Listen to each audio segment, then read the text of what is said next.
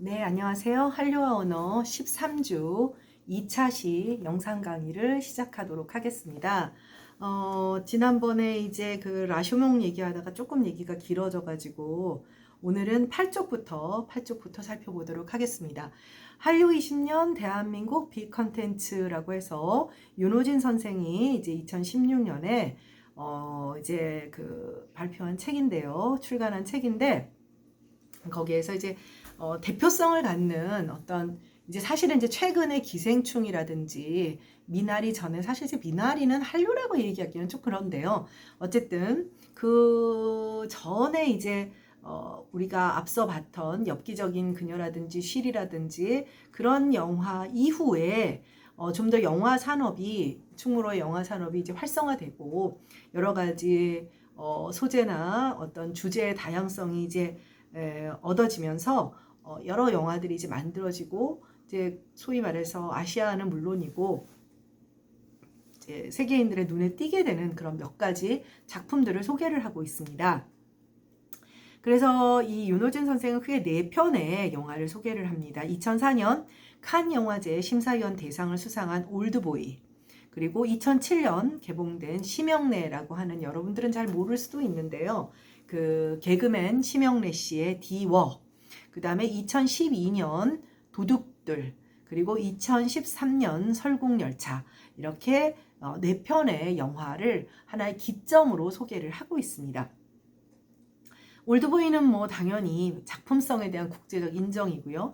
디워는 사실은 우리 사회가 전반적으로 여러 연예인들 중에 개그맨을 조금 뭐랄까요, 폄하하는 분위기가 있는 것 같아요. 있는 것 같고, 뭐 지난번에 보니까 뭐 멜로노어즈인가 뭐였죠? 뭐 여러 가지 뭐 마마나 이런 데서 그 배우들은 대기실을 주고 뭐 가수들은 뭐 그냥 밴에 있어라. 이게 약간 뭐 영화 배우는 최고 뭐 약간 그런 분위기가 있다고 하더라고요. 같은 그런 그 뭐랄까요, 대중예술에 종사하는 사람들인데 그 가운데 특히 이제 좀 그 웃음을 무기로 삼아서 대중들에게 기쁨을 주는 개그맨들에 대해서 좀 폄하하는 경향이 있는 것 같아요. 개인적으로 안타까운 것 같아요. 타인에게 웃음을 준다라고 하는 것은 정말 어려운 일인데 어쨌든 그래서 그 심영래이기 때문에 다소 좀 뭐랄까, 선생님은 이 디워라는 작품을 보러 갔는데 폄하하는 면이 없었다고 할 수는 없는 것 같아요. 분명한 것은 너 따위가 라는 그런 것들이 조금 있는 거죠. 뭐 이경규 씨도 지금 끊임없이 이제 그 감독으로서 역할을 하려고 하는데 좀 어쨌든 그래서 이 디워는 작품성 논란이 따라갈 수밖에 없었지만 사실 이제 이것도 이제 SF물인데 컴퓨터 그래픽이나 이런 것은 거의 할리우드 수준에 도달했다. 왜냐하면 미국에서 꽤 많은 사람이 봤어요. 네, 그것을 목표로 한 것이고요, 심영래가. 심영래는 이제 어린이들이 보는 공룡 영화 뭐 이런 것들을 많이 만들었는데 사실 그렇게 하면서 이제 약간 이제 괴수물 같은 걸 다루면서 이런 어떤 컴퓨터 그래픽에 좀 눈을 뜨게 된 것이죠. 그리고 도둑들 뭐 기억날 겁니다. 아마 이거를 여러분들이 보러 갔을까? 부모님들하고 동반해도 이건 못 봤을 것 같긴 한데요. 그 다음에 설국열차. 네, 이렇게 이런. 네, 특히 설국열차는 봉준호 감독이 그 이전에, 그러니까 기생충 이전에는 사상 최대의 수출 성과를 올린 영화 한류에 기여한 그런 작품이라고 할 수가 있어요. 네, 그래서 각각의 작품에 대해서 좀 살펴보도록 하겠습니다. 아마 여러분들도 사실은 엄밀한 의미에서 볼 수 있는 나이가 아니었기 때문에 근데 찾아보면 전혀 촌스럽지 않고 꽤 볼만한 그런 영화입니다. 네, 선생님은 참고로 말하면 일단 잔인한 스릴러물은 좋아한다고 얘기했잖아요. 근데 TV에서 하는 그런 거를 좋아하지 그 영화에서 피칠갑을 하고 막 이런 거는 정말 못 보겠어요. 그래서 또 이렇게 무서운 귀신 영화 이런 건 좀 못 보겠고 어릴 땐 좀 봤는데 나이가 드니까 꿈자리 사나워서 못 보겠어요. 그래서 일단 그쪽에 이제 보면 그 올드보이, 그래서 박찬욱 감독의 작품은 한편 JSA 그 공동경비구역은 반대공모 잔인한 얘기가 나서 나머지는 못 보겠더라고요. 그래서 좀 참고로 말하면 도저히 못 보겠는 작품들이라서 안 봐서 일단 그냥 올드보이는 기본적으로 일본 만화를 원작으로 했고 아마 여러분들도 내용은 다 알고 있을 겁니다. 그리고 최민식이 만두만 먹고 갇혀 있었고 그래서 그리고 그 안에 이제 근친상간의 문제 이제 그 도와줬던 그 여성이 자기 딸이었고 근데 그 모든 것이 치밀한 계획에 의한 복수극이었다는 것 이런 것들이 그래서 아주 충격적인 사실 그게 일본 원작이기 때문에 그 내용 자체는 굉장히 일본스러운 부분들이 좀 있어요. 뭐 근친이라든지 이런 것들이 그래서 이 영화는 2004년 제57회 칸 국제영화제에서 심사위원 대상을 수상하면서 봉준호를 이제 최고의 지금 봉준호란다 박찬욱 감독을 이제 최고의 감독으로 올려놓는데 큰 역할을 했던 박찬욱 감독의 이제 그런 말로 스타 감독의 반열에 오르고 세계적으로 명성을 얻게 되는 그런 계기가 되었죠. 대종상에서는 당연히 여러 상을 휩쓸었고요. 박찬욱 감독은 선생님은 이제 공동경비구역 JSA를 봤는데 여기에 이제 이병헌 나오고 송강호 나오든가 그리고 이영애 씨가 이렇게 나오는데 아주 재미있게 봤습니다. 그 공동경비구역 사실 그 전에 한국 사람들도 JSA가 뭔지도 몰랐거든요. 이것도 아마 여러분들이 보면 전혀 촌스럽다고 느껴지지 않을 겁니다. 그리고 그 이후에 이제 2001년 복수는 나의 것, 2003년 올드보이, 2005년 친절한 금자씨 이게 이제 2002년 복수는 나의 것 이게 복수 3부작이라고 흔히 불리우죠. 그래서 칸 영화제 이후 박찬욱 감독은 유럽과 북미 지역의 영화 비평가들과 영화 애호가들 사이에서 아주 한국 영화 이렇게 잘 찍는단 말이야. 이렇게 해서 뭐 여러분들도 여러 가지로 접근해서 보지 않았다 하더라도 알고 있을 거예요. 사실 이제 그 이전에 가끔 말했지만 강소연 씨가 상을 받았던 시바지라든지 이런 임권택 감독의 어떤 그 작가주의 감독 이런 것들이 수상한 사례가 있었지만 박찬욱 감독의 올드보이는 스토리텔링과 작품성 그리고 어떤 한국적인 것에 집착하지 않는 복수라고 하는 어찌 보면 아주 일반적인 인간의 감성을 건드리는 그런 작품으로서 이렇게 어떤 작품상을 받게 되면서 하나의 전환기를 마련했다고 할 수가 있습니다. 그래서 올드보이는 이제 헐리우드에서 리메이크가 되기도 했고 보면 지금 여러분들 10쪽에 보는 그 영화 포스터가 있는데 오른쪽은 우리나라 포스터고요. 그리고 왼쪽은 2014년 스파이크리라는 감독이 이제 리메이크한 그런 근데 좀 선생님도 이 리메이크작 얘기는 들었는데 그렇게 평가가 좋지는 않더라고요. 네, 그래서 2003년 올드보이 이제 첫 번째 작품이 되고 그 다음에 11쪽으로 가겠습니다. 11쪽 이제 문제가 됐던 디워입니다. 사실 조금 전에 말했다시피 물론 부족한 부분은 있었지만 유난히 평가를 못 받았는데 약간 이제 그게 어떤 그 기득권을 가지고 있는 패러다임이라고 하는 게 있어요. 우리가 왜 흔히 방탄에 대해서 왜 이렇게 기사가 많이 안 뜨지라고 하는 그러니까 보면 뭐 방탄이 뭐가 뜨면 블랙핑크가 뭐 했다고 뜨고 사실은 이제 성과로 놓고 보면은 비교를 하기가 조금 힘든데 뭐 내가 어떤 특정 팬덤에 대해서 호의를 갖느냐 안 갖느냐에 따라서 그런데 상대적으로 보면 사실은 이제 어떤 전형적인 SM이나 YG나 또 그리고 또 어디죠 저 JYP와 같은 어떤 3대 어떤 그 연예 기획사의 어떤 뭐랄까 서로 만들어 놓은 어떤 그런 시스템과는 다르기 때문에 좀 빨리 뜨지도 못했던 이유도 거기 있지만 네 어느 사회나 그런 거는 있죠. 옳은 일이라고 할 수는 없는데 그래서 이 심영래의 디워라는 작품을 높다라가 아주 대단한 작품이라고 내가 얘기하고자 하는 것은 아니지만 사실은 내가 꼭 얘기하는 것이 아니라 그 당시 그런 어떤 반성이 있었어요. 반성이 있었고 그래서 이제 심영래라고 하는 사람 한번 찾아보면 이제 바보 개그의 그 이제 대표적인 그런 찰리 채플린도 한번 생각을 해보면 바보로 나오지만 사실 이제 바보가 아니죠. 네, 아이고 미안합니다. 흔들려서. 네, 그래서 디워는 심영래 감독이 2007년 개봉한 액션 판타지 SF예요. 제작 기간 6년에 수준급 CG가 있었어요. 그리고 할리우드 유명 배우들도 스태프와 배우로 이제 참여를 했던 그래서 국내에 큰 관심을 가졌고 2007년 9월 북미 지역에서 개봉됐어요. 그리고 2,000개 이상의 스크린을 확보를 했죠. 사실 이게 대단한 거예요. 사실 누가 도와주지도 않네. 그러니까 김영래 씨가 사실 이걸로 이제 좀 망했다라고 할 수 있죠. 얼마나 많은 자기가 개그맨을 하면서 벌어들였던 것들이 이제 다 투자가 됐는데 100억 원의 그 이제 투입비보다 저조한 흥행 수준의 흥행에 만족을 해야 했고 뭐 상대적으로 어떻게 좀 뭐 매출 수익을 올린 것으로 보이지만 크게 이제 대성을 했다고 볼 수는 없어요. 그런데 지금 이 이제 네 편의 영화 속에 포함을 시킨 것은 뭐냐? 미국 시장을 타겟으로 첨단 CG를 활용한 판타지 영화를 제작했다는 거예요. 사실 그 이전에는 이러한 접근이 거의 없었어요.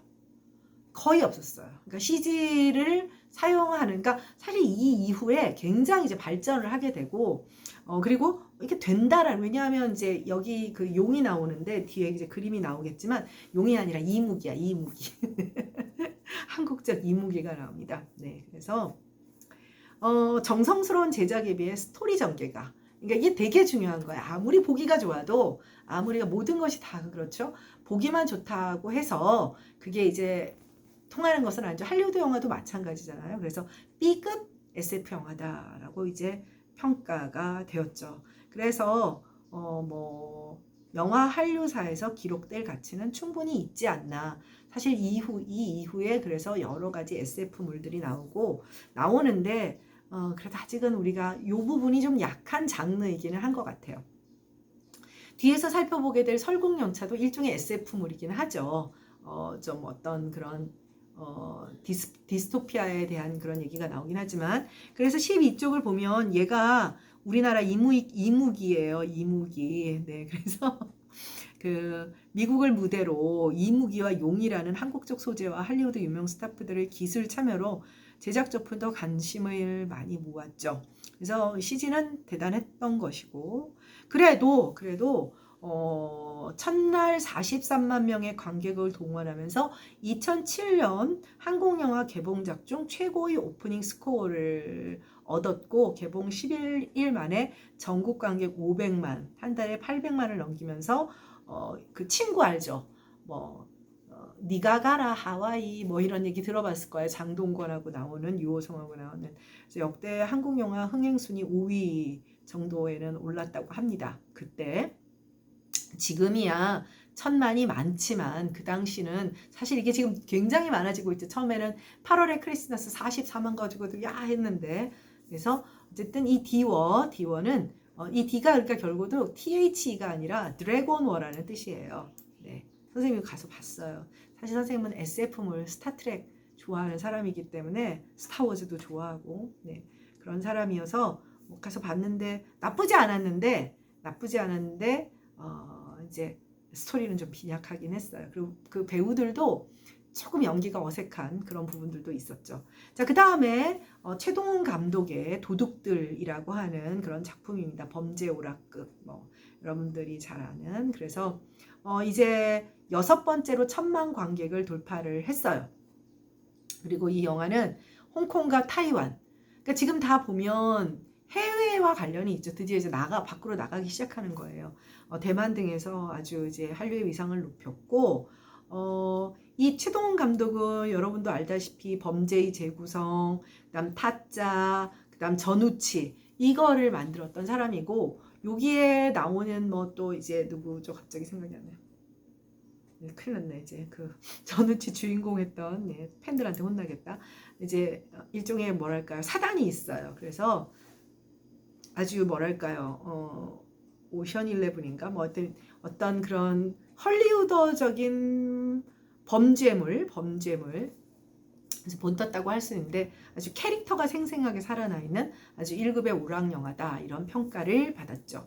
그래서 다음 페이지에 이제 도둑들 포스터를 보면 이렇게 많은 대형 스타들을 다 모아서 이제 굉장히 무슨 그 어벤져스 같은 분위기죠. 그래서 개봉 첫날 그 당시 사상 최고, 그 당시죠, 최고 오프닝 스코어를 기록을 했고, 그 다음에 1,000만을 넘게 되었어요. 그래서 괴물에 이어 두 번째로 빠른 1,000만에 도달한 그런 작품으로 이제 나왔죠. 지금은 이제 그 뭐 1,000만 그룹이라고 해서 계속 이제 스코어들이 한국 영화가 이제 뭐 그 위상이 점점 더 올라가게 되었던 것이니까요. 요즘 코로나 때문에 안 그래도 기사에서 영화관을 안 가게 되고 간다 하더라도 이제 그 뭐 거리두기 때문에 사람을 많이 채울 수도 없고 그러다 보니까 그리고 영화관에 개봉하려고 했던 것들을 이제 넷플릭스나 이런 데로 올리게 되고 그러니까 영화 산업이 이제 영화관을 중심으로 한 영화 산업이 많은 위기에 지금 사실 거의 2년 가까운 시간이 흘러가게 되니까 뭐 학교도 지금 문을 닫은 마당에 영화관이 제대로 될 리가 없죠. 이렇게 되면 이제 여러 가지 문제가 생길 가능성이 있죠. 헐리우드도 마찬가지고 이제 여러 가지 문제가 있는 거죠. 네, 15쪽으로 가도록 하겠습니다. 설국열차입니다. 네, 설국열차는 프랑스 만화를 원작으로 하는 것이고 이제 그 봉준호의 글로벌 프로젝트 이제 봉준호가 이제 그때 그 전에 뭐 괴물이라든지 이분도 약간 그 뭐라고 할까요? 아주 그 기억나죠? 박태원 씨의 그 외손자잖아요. 박태원 씨 월북 작가로서 여러분들 구보 씨의 하루, 뭐 구보 씨 일일이라고도 하고 그리고 이제 천변 풍경 아마 천변 풍경은 수능 문제로도 왜냐하면 박태원 씨의 나머지 작품들은 굉장히 좀 그 정치색이 이데올로기적인 속성이 있어가지고 수능 출제 교과서에 들어가려면 이데올로기나 종교적 특성이 들어가는 작품들은 쓸 수가 없거든요. 선생님 때만 해도 그렇지 않았는데 그래서 윤동주의 십자가라든지 또 뭐 박두진의 승무라든지 뭐 이런 것들 선생님은 배우는데 여러분들은 못 배울 거예요. 그리고 뭐 중세국어에서도 뭐 월인청강치국 석보상절 이런 거는 이제 심화학습에는 나오지만 뭐 하도 뭐 우리는 종교국가는 아니지만 그런 문제들을 피하기 위해서 박태원 씨의 외손자라는 얘기 우리가 앞에서 얘기를 했잖아요. 언제 했었는지 기억나요? 모던보이 얘기할 때 했었죠. 그래서 이 봉준호라는 사람은 본인이 연대 사회학과든가 연대 다닐 때 만화 동아리도 했었고 만화 동아리가 이한열 열사도 만화 동아리 다녔던 걸로 알고 있는데 어찌되었건 이분은 아주 이제 그래서 왜 스크립인가요? 이제 그 전에 이제 그림으로 하는 어떤 그 시나리오 전 작업 같은 거를 봉준호 감독은 직접 한다고 하잖아요. 그래서 이분은 기본적으로 만화적 상상력을 가지고 있는 분인데 어떤 이런 스토리텔러로서의 힘은 아마 이제 그 외가의 힘이 있지 않았나 외할아버지와도 관련이 있지 않나 하는 맥락에서 얘기를 합니다. 그래서 이제 제작비도 어마어마해지기 시작하죠. 450억의 제작비를 들였고 또 제작에 박찬욱 감독이 이렇게 참여를 하게 되고요. 전 세계 167개 국가에서 개봉되었고 총 2천만 달러의 수출액을 기록해서 2013년과 14년 한국 영화 수출액 증가에 결정적 기여를 했어요. 사실은 그 전에 이렇게까지 많이 팔린 한국 영화는 없었던 것이거든요. 사실 여기에는 박찬욱이 제작에 참여를 하면서 기여를 했고 이러면서 이제 봉준호 감독의 이름이 널리 알려지게 된 것도 있죠. 그리고 이 영화에는 크리스 에반스라고 하는 캡틴 아메리카의 그 주인공이죠. 캡틴 아메리카가 또 참여를 하고 그래서 이제 뭐랄까 예를 들면 그 배우빨도 좀 있는 것이고 또 프랑스 만화의 원래 이 작품의 그 원작의 힘도 있는 것이고 감독의 연출력도 뛰어나다 보니 아주 선생님은 재밌게 봤어요. 재밌게 봤고 거기에 이름을 까먹었네. 그 영국 배우 거의 저기 뭐 봉준호의 페르소나라고 불리는 여배우가 있는데 여러분 누구 말하는지 알죠? 막 이빨 이렇게 끼고 여러분도 이걸 안 봤을 수도 있어. 한번 안 봤다면 봉준호의 괴물이나 설국열차 한번 찾아볼만 합니다. 전혀 촌스럽지 않아요. 지금 봐도 그럴 거예요. 봉준호 감독의 작품에는 남다른 특징이 있어서 만화적 상상력, 비현실적 풍경, 그래서 뭐 봉텔이라 불리는 섬세한 디테일, 그래서 이질적 요소들의 충돌인 뭐 삑사리의 미학, 가족애와 계급 구조, 뭐 그것이 그 계급에 대한 이야기가 이 설국열차는 열차라고 하는 평행선 속에서 이제 계급을 나누었다면 이제 기생충은 수직적 구조에서 이제 계층을 나눈 계급 구조를 나눈 것이죠. 그래서 사실 한국적 현실이라고는 하지만 지구상에 존재하는 어떤 곳에도 계급이 존재하지 않고 계급 간의 어떤 갈등과 차별 이런 것들이 있기 때문에 결국 기생충이 성공한 것 같아요.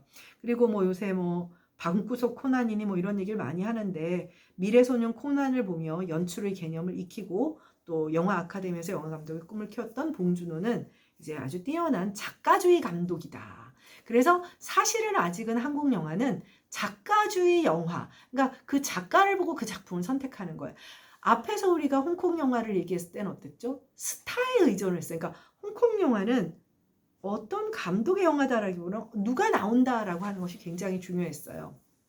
사실 이것들이 작가와 작가주의 그 영화 감독과 그다음에 배우와 스토리텔링과 연출 기법과 투자와 배급 이게 맞물려야 성공을 하는 거죠. 뭐 하나만 훌륭하다고 해서 성공하는 것은 아닌 거죠.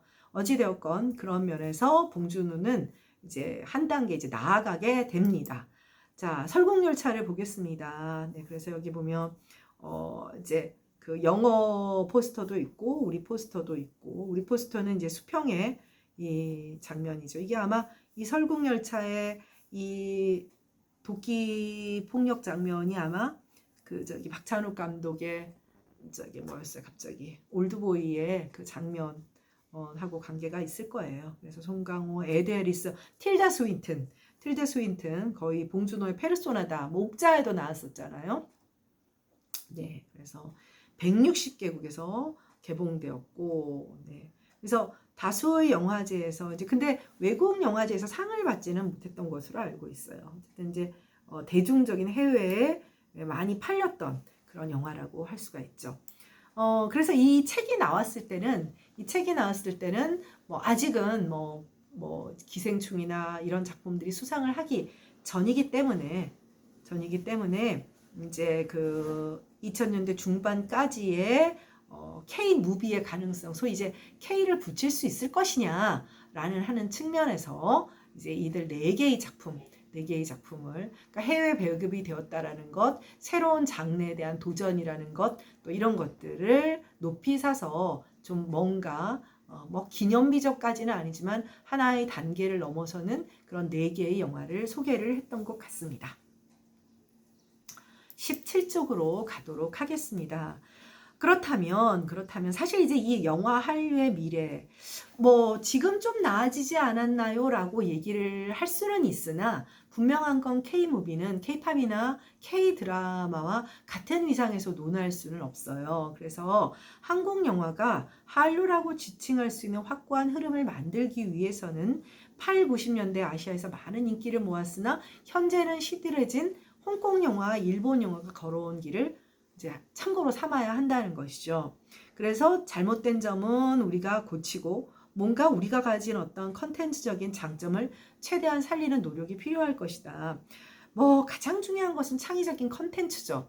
그리고 그 컨텐츠를 지속적으로 만들어내는 그런 어떤 각 지역마다의 특성을 우리가 잘 파악을 해야 된다는 거예요. 그래서 영화 한류의 발전을 위한 방안이라고 한다면 첫째, 한국 영화에 대한 접근 통로의 개방성 확보. 사실 이 한국이 여러분도 알다시피 인터넷 그 접속망이 아주 발달한 세계 최고의 국가잖아요. 그리고 너무나도 놀랍게도 쉬운 문자를 가지고 있다 보니 문맹률 제로인 나라로서 아주 놀랍게 최신 미디어 혁명들을 다 누려요. 그리고 그 정보의 속도를 공유하는 것도 엄청나게 빠른 거죠. 그러니까 아까도 말했다시피 우리나라 안에서 인기 있는 컨텐츠가 아닌데 외국에서 쉽게 수용이 되기는 어려워요.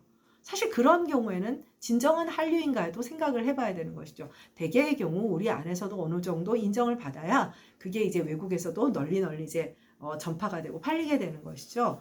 그래서 우리는 뭐 본의 아니게 그 어떤 외연으로서의 굉장히 발달한 인터넷 구조와 SNS, 소위 온라인 시스템을 가지고 있고 내연으로서는 우리들 스스로가 굉장히 다양한 정보를 쉽게 접할 수 있는 그런 어떤 문자 사용 시스템이라든지 정보 공유 시스템을 또 가지고 있어요. 굉장히 우리가 그러다 보니 새로운 문물에 대해서 개방적인 입장을 가지고 있다는 것이죠.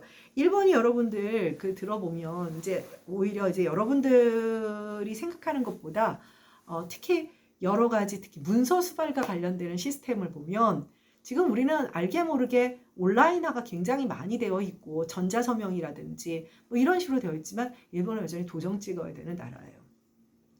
근데 이게 왜 그러냐라고 하는 것은 문화적인 차이도 있지만 결과적으로 우리는 어떤 여러 가지 온라인 시스템을 사용하는데 뭐랄까요? 뭐 문자적인 제한도 없고 그러다 보니 좀 더 다양한 컨텐츠에 대해서 우리가 개방되어 있고 그러니까 다양한 소스들을 우리가 뭐 이 나라의 문화도 그러고 그것을 한데 모아서 새로운 어떤 그런 우리식의 어떤 문화로 창출해내는 모방과 창조의 선순환 구조가 만들어져 있는 것 같아요. 모든 창조는 기본적으로 모방이 필요해요. 뭐 어느 날 갑자기 화장실에서 전구 표시 뜬다고 해서 뭐가 만들어지는 것은 아니거든요. 바로 그런 아주 좋은 선순환 구조를 가지고 있는 것 같아요.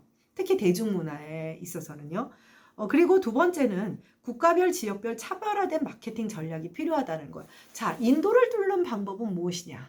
라는 것을 생각을 해봐야 된다는 거죠. 그러니까 뭐 인도를 꼭 뚫을 필요는 없어요. 꼭 뚫을 필요는 없지만 인도는 왜 전 세계를 지배하고 있는 영미 문화의 영화라든지 음악이라든 것이 쉽게 수용되지 않느냐에 대해서 한번 생각해 볼 필요 있죠. 사실 인도는 굉장히 교육률이 높고 그럼에도 불구하고 또 문맹률도 높아요.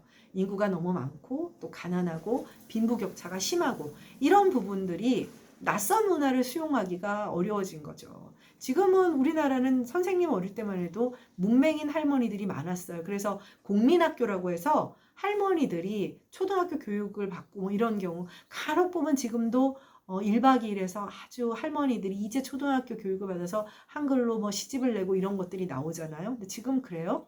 지금은 뭐 시골 할머니 그런 소리 할 수가 없는 뭐 대부분 여성 교육이라고 하는 것들이 과거와는 다른 상황이 되어 있죠. 그래서 이런 어떤 우리가 어떤 컨텐츠를 영화를 뭐 지금 이번 주는 영화니까 이런 마케팅 전략이 드라마에서도 필요하고요. 상대적으로 이 문턱이 좀 얕은 게 음악이에요. 상대적으로 드라마는 왜냐하면 상대적으로 문화적 배경이 훨씬 강하게 스며들어 있는 것이 스토리잖아요. 여러분도 공감하겠죠? 그리고 적극적인 언론 홍보 지원, 뭐 당연한 것이죠. 마케팅의 기본은 홍보 아니겠습니까? 우리가 초기 할리우드에서의 그 배우에 대한 마케팅 전략 같은 거 한번 생각을 해보세요. 마케팅 기본이죠, 홍보라고 하는 것이. 그리고 당연히 각 현지의 영화 시장에 대한 정확한 분석과 직접 배급 혹은 동시 배급. 이게 왜 중요하냐면 우리가 뭐 예를 들면 뭐 캐나다에 자동차를 파는 것과 또 소말리아의 자동차를 파는 것이 다르겠죠. 어떤 소비자들에게 어떤 계층에게 어떤 물건을 파느냐를 고민하는 것과 마찬가지로 영화 시장도 동일합니다. 그 영화 시장에 대한 그런 어떤 그 전략적 분석은 당연히 필요하겠죠. 그리고 현지 합작 노력. 이것은 우리가 이 수업은 기본적으로 한류와 언어, 결국 문화에 대한 얘기예요. 문화죠. 문화에 대한 얘기고 문화를 만드는데 가장 기본적인 요소가 호모로프엔스, 말하는 인간, 언어라는 거예요. 언어가 없는데 뭔 문화가 있겠습니까? 그런 상황이기 때문에 우리가 어떤 문화라는 측면에서는 상호 존중의 문화 상대주의가 필요해요. 그러면 현지 합작이라는 것은 꼭 같이 영화를 만든다는 것에서 거기에 뭐 어떤 두 문화를 융합할 필요는 없더라도 스텝으로라도 참여를 한다든지 무슨 뜻인지 알겠죠? 꼭 주인공이 한 명은 한국 사람, 한 명은 일본 사람 이런 얘기가 아닙니다. 그러니까 이러한 접근을 통해서 그들의 문화를 이해하고 좀 더 뭐랄까 조화롭게 만들어 나갈 때 이제 이 한류라는 측면에서의 어떤 영화가 소비될 수 있다라고 보는 거죠. 말은 쉬워요. 네. 근데 이제 참 그게 쉽지는 않겠죠. 18쪽입니다. 한국은 할리우드의 물량 공세 속에서 자국 영화를 관람하는 관객 점유율이 50%를 웃도는 세계에서 몇 안 되는 국가 중에 하나고요. 그 중에서 지금 사실은 과거에 우리가 프랑스 영화 괜히 뭐 지적인 척 하네 프랑스 영화 보면 이런 그런 수준을 넘어서 굉장히 어떤 대중적 힘을 가진 영화가 됐어요. 근데 사실 이런 측면에서 이런 시장 점유율이 높다 보니 영화 산업이 더 발달하게 된 것도 있어요. 네.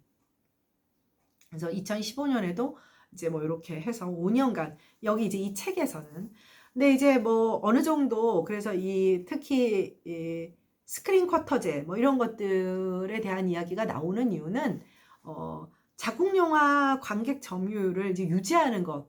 이제 단순하게 어떤 영화를 수입해서 들어와서 푸는 것. 과거에 우리가 이제 할리우드 영화를 푸는 방식. 이제 그것을 넘어서서 자국 영화를 보호함으로써 자국 영화 산업을 이렇게 더 키워나가는 거죠. 이건 좀 필요한 부분이 아닐까라고 생각을 합니다만은 선생님도 뭐 영화 산업의 내부 구조에 대해서는 정확하게 잘 모르기 때문에 그래서 건강한 제작 환경을 갖출 수 있는 첫째 조건은 소수의 대박 영화에만 의존하기보다는 다양한 관점과 주제를 지닌 영화들이 적극적인 투자를 받아 제작되고 관객들이 쉽게 접근할 수 있는 개봉관을 확보하는 것이다. 그래서 이게 스크린 쿼터제 해가지고 뭐 어떤 영화를 일방적으로 해서 이렇게 뭐 소수 영화들은 금방 이제 개봉관이 없어지고 이런 문제들은 건강한 영화 산업에는 도움이 안 된다라고 하는 것이죠. 네. 그래서 영화 산업의 공정한 생태계 조성을 위한 둘째 조건은 뭐 창작, 제작 인력의 정당한 대우를 받을 수 있도록 환경을 조성하는 것이다. 뭐 근로표준 계약서 사용률 뭐 이렇게 해서 4배 이상 증가했다라고 하지만 지금 뭐 드라마 시장이나 영화 시장 가끔 보면 돈을 받지 못했다. 임금 체불이 되었다. 뭐 이런. 그러니까 우리가 생각하듯이 그날 뭐 일을 하면 일당제로 받는 것이냐, 월급으로 받는 것이냐, 뭐 회사에 취직을 하는 것이 아니다 보니 뭐 이제 러닝 뭐 이제 뭐라고 하죠? 뭐 갑자기 이제 뭐 잘 되면 서로 나눠 받는 그런 것도 있지만 기본적인 것을 스태프들이 받지 못하는 경우들이 있어서 법적 소송으로 가거나 그런 경우들도 있죠. 근데 이게 안정적이지 못하다고 하면 여러분들이 혹시 이제 영화 감독하고 결혼한다든가 시나리오 작가랑 결혼한다든가 하면은 부모님이 상당히 고개를 갸웃할 거예요. 대박을 터뜨리면 대단하지만 대박 터뜨리는 사람이 몇 명이나 되겠어요? 네, 그리고 여러분들이 잘 아는 국제시장, 아마 여러분들이 중고등학교 때 아마 봤지 않을까 싶은데 사상 최초로 전 스태프를 대상으로 근로표준 계약서를 준수하고 흥행에도 성공하면서 아주 성공을 한 그런 케이스죠. 이렇게 중요한 거는 뭐냐면 앞에서도 말했다시피 영화 한류가 제대로 되려면 우리 시장 자체가 건강해야 한다라는 아주 원론적인 이야기를 하고 있는 것 같습니다. 네. 그러면 2차 시 수업은 여기까지만 하도록 하고 3차 시 수업에서 만나도록 하겠습니다. 수고했습니다.